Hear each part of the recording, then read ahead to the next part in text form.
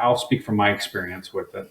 So I bought my first investment February of 22, and it was two package deal. One of them happened to be a duplex that was already set up as an Airbnb. So I took over that property, did some work to it. They had like really crummy furniture, and I went from really crummy to a little less crummy furniture. And in 22, coming off from COVID, it did well. Like I don't remember the exact numbers, but it was between 60 and 65 that I made on a duplex top line revenue. Wow. And I bought the property for I don't remember now, like less than 210, 203, I think is what. So like That's you're talking incredible. Yeah, 60 something thousand, and only bought it for 200, whatever. So it did really well that first year. The second year, last year, didn't do so well. I mean, it did all right, but not as well. And then in November timeframe, around Thanksgiving or so, Airbnb changed their algorithm again. And when they did that, I've been fairly vocal about Airbnbs, and I set up all of my systems processes. I was using property management software, had it pretty much all automated, that it was fairly hands off, but still a headache. And so people like that knew that I had done that and knew I had a couple of Airbnbs would reach out, they'd call me. It was around Thanksgiving, Christmas time. I'm like, I haven't had any bookings. And I was like, I'm pretty much in the same boat. Like I had bookings up till Christmas time, and they were pre-booked, but they weren't. I wasn't getting any more bookings. So then I went into January or whatever, and then I had someone rent it out long term, like 45 days or something. And then after that, I decided just to pull the plug on short term rentals, Airbnb, just because, like I said, my place isn't. It's great for midterm, and that's basically what I'm doing now, or it is what I'm doing now through Furnish Finder. And it's, do I get as much? No. Like I'm just trying to think, real quick math.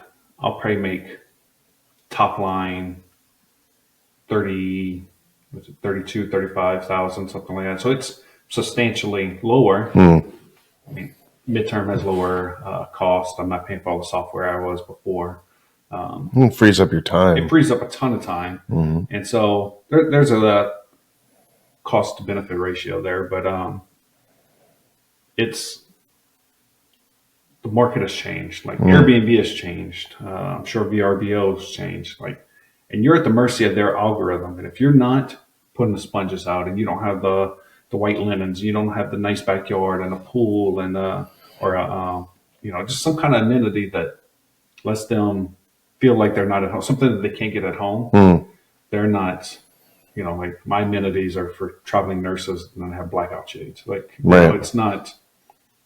it's nothing grand that you don't have at home.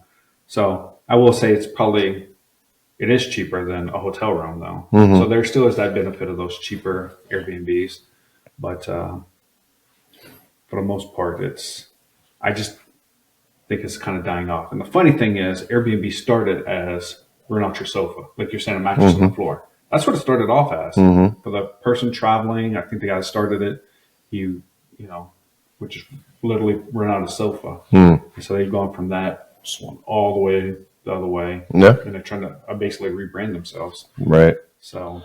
Yeah, and I know they've tried doing I'm looking for log cabins, or I'm looking for castle type properties and all that stuff. And maybe in places that aren't Omaha, Nebraska, that might work. But here it's just oversaturated with travelers, but for Omaha, we get a fair amount. We've got Berkshire Hathaway, we've got College World Series. We have people that come to the zoo during the summer time frame. Graduation, stuff like that. Yeah, they do well. But we had a similar experience. Actually, our first investment property was a duplex, and it was an up-down duplex. The downstairs flooded with sewer water, so I had to back up. Filed insurance claim, did that whole thing. The two tenants that we inherited when we bought it were like less than 50% of market rate. Like they're paying $550 and $600 a month. We have them rented out now at like $1,600 a unit. So they were, significantly under. So when we told them, hey, we're raising rent, they decided to move out. And so we go and start cleaning stuff out. And that's when the basement flooded. So then, we pivoted. We said, okay, well, we need to cover our mortgage. So let's furnish the upstairs and we'll throw it up on Airbnb and, make it all nice. And we went a little overboard on the furnishings, but it did look really nice and it was homey. It had everything that, they could need. And that thing, we cash flowed probably about $2,500 a month.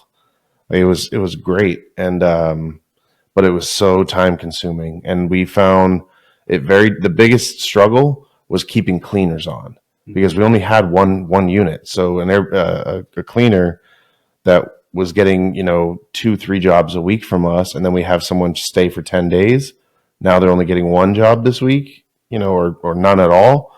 And so then they'd say, okay, well, I got to go out and get outside work. And then, oh, that person's got me full-time busy, so I can't do yours anymore. So then it would turn into my wife and daughters going there at, dark 100 to go change linens and me complaining the whole time because, it's late. They got school the next day, but they're, flipping an Airbnb over.